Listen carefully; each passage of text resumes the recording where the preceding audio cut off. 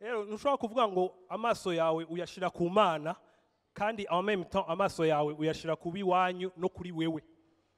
Nimba ushaka gushira amaso ku Mana yashire ku Mana. Ibi ntibisigura ngo ucubike ijuju ngo nta kintu na kimwe ukora ngo nta kintu oya amaso tuyashira ku Mana hama twayashira ku Mana Imana itubwiye ngo imbere y'iki kibazo ukavuga Mana imbere y'iki kibazo je nkonta kuri wewe hama iyo Mana igashikubwira ngo imbere y'iki kibazo manika iyo nkoni yawe Mose hama inkono uyimanitse ikiyaga kikigaburamo kubiri.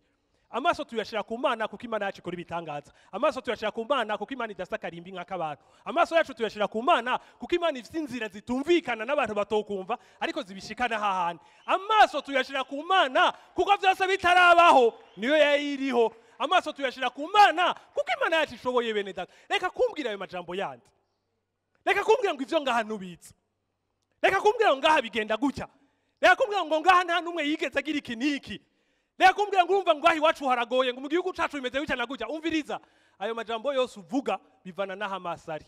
Ariko dushira amaso yacu ku Mana twizera nkuko turi ubwoko bwizera hama tumanifeste la gloire de Dieu muri iyi si yacu. Amina. Rero no kuri ya madosiye wumva umenga aragoye kurekura nagira nsubire kukubwira ngo nukuri abikora neza kurusha uko wowe ubikora. Amen. Eka